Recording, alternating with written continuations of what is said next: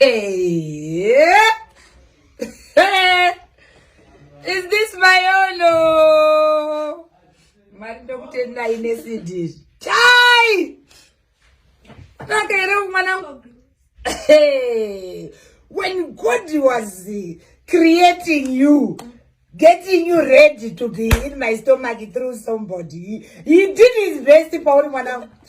Sometimes I just look at you and say, is this my child? Hey,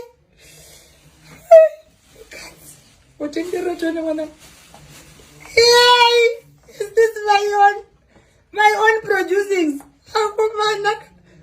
Body like a Coca-Cola. Climate from the Arizona climate just to build you. You are too beautiful. You are too beautiful. I can't believe you are mine. Sometimes I think maybe I had an affair with an Indian, but I did in my records.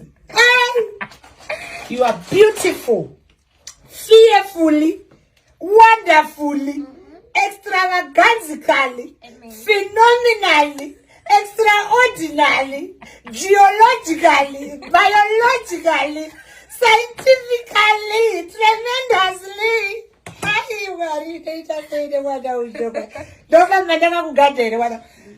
Any man who will come to you should have qualities, not my own. You see, my own, I just speak even from the bin.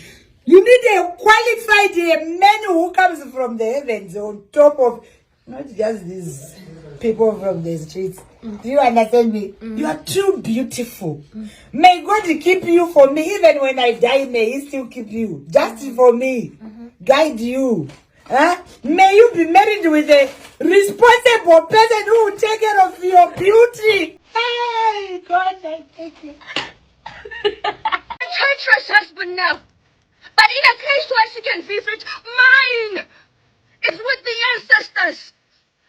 I am queen of the most powerful nation in the world, and my entire family is gone. Have I not given everything?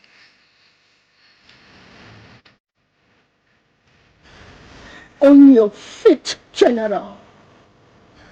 I stood by you when Killmonger took the throne, and you and the elders of this room stood by him while I ran begging to the Jabari for protection. And I warned you about taking my daughter on this mission, and you lost her. But today, I'm done. Vanhu vazhinji havawanzofariri kuuya munzvimbo dzakaita semabeauty spa munguva yechando, winter time, nenhau yekuti vanotya kutonhorwa pamiviri yavo. Vanenge vachiti aiwa kubvisa hembe chaiko chaiko panguva ino yazviite. Asi isusu kwedu kuFairly Glow Beauty Spa tiri kuti huyai musingatombowari about chando, nekuti taka-upgrade mastandards. Isu tinoita zvinoenderana neweather. Muchando munomu tine zvatakakugadzirirai. Mukauya kuspa kwedu chaiko muchangosvika, chekutanga tinokuofai tea, nekuti kuri kupisa kuti mudzise miviri yenyu. Tea, whether muri kuda black tea, whether muri kuda cappuccino, whether muri kuda coffee, zvese tinazvo. Tapedza izvozvo, muri kuda kumasejwa, tine yatinoti hot stone massage. Iyo inonyatsoita munguva yechando, nekuti matombo amuri kuona yanenge achipisa. Uyezve gumbezi ramuri kuona rakararirwa namadha vauya kuzoitwa hot stone massage rinodziya, nekuti it's an electric blanket. Rinenge richitodziya zvekuti unopesira wakotsira. Hot stone iyi ndo yatinonyanyokurudzira munguva yechando, nekuti inoita kuti body relaxe, mamuscles akaneta relaxe, body isimbe, uchinyatsokuita kukuyiwa muviri, musana, kwese kwaunoda kuti kunyatsosvika matombo iwayo anosvika zvakanaka achidziya. Uri kuona zvandanchataura kuti madha vachapesera vakotsira, because it is so soothing, it is so relaxing. Saka usatye kuti nguva ino chokwadi ndinotonhorwa, ipapa vari kutodzirwa kwoti gumbezi ravakatsamira, kwoti matombo aya vari kuiswa navo musana wavo, havana kana chando chavari kunzwa, kwoti rumu yacho chaiyo inenge ichidziya. Mamuscles emuviri, like ipapa vanga vataura kuti ini ndikanyofambisa, saka makumbo angu anorwadza, musana wangu uri kurwadza nekuti ndinotakura zvinhu zvinorema, nekuti ndinotengesa.